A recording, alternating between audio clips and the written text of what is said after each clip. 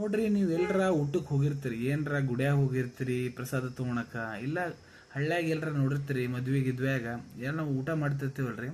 ಯಾವಾಗಲೂ ನಾವು ಆಹಾರ ತಿನ್ನೋದಕ್ಕಿಂತ ಮುಂಚೆ ತಾಟ್ನ್ಯಾಗ ಬಂದು ಉಪ್ಪಿಟ್ಟಿರ್ತಾರ. ಮೊದ್ಲು ಹೇಗೆ ಅನಿಸ್ತೈತಪ್ಪ, ಸುಮ್ಮನೆ ಇಡ್ತಾರೆ ಇವರು ಅಂತ ಅನಿಸ್ತೈತೆ ನನಗೆ. ಆದ್ರೆ ಹಿಂದಿನ ಲಾಜಿಕ್ ನಿಮ್ಗೆ ಗೊತ್ತೈತೇನ್ರಿ?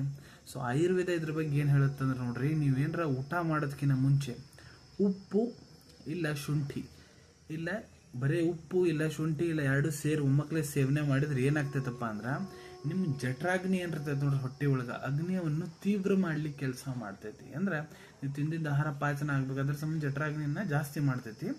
ಮತ್ತು ನಿಮ್ಮ ನೆಲ್ಗಿ ಮತ್ತು ನಿಮ್ದು ಗಂಟ್ಲ ಏನಿರ್ತೈತೆ ನೋಡ್ರಿ, ಅದನ್ನ ಸ್ವಚ್ಛಗೊಳಿಸುತ್ತೆ. ಯಾಕಂದ್ರೆ ನೀವು ಊಟ ಮಾಡೋ ಮುಂದೆ ನಿಮ್ಗೆ ಚಲೋ ಟೇಸ್ಟ್ ಬರಬೇಕು, ಒಳ್ಳೆ ಸ್ಮೆಲ್ ಬರಬೇಕು, ಅದನ್ನ ನೀವು ಆನಂದಿಸ್ಬೇಕಂತ ಅದಕ್ಕೆ ಕ್ಲಿಯರ್ ಮಾಡುತ್ತೆ ನಿಮ್ಮದು. ಇದು ಮಾತು ನಿಮ್ಗೆ ಮೊದಲು ಗೊತ್ತಿತ್ತೇನ್ರಿ? ಗೊತ್ತಿಲ್ಲ ಅಂದ್ರೆ ನಿಮ್ಮ ಸ್ನೇಹಿತರ ಜೊತೆಗೆ ಶೇರ್ ಮಾಡೋದು ಮರೆಯಕ್ಕೆ ಹೋಗ್ಬೇಡ್ರಿ.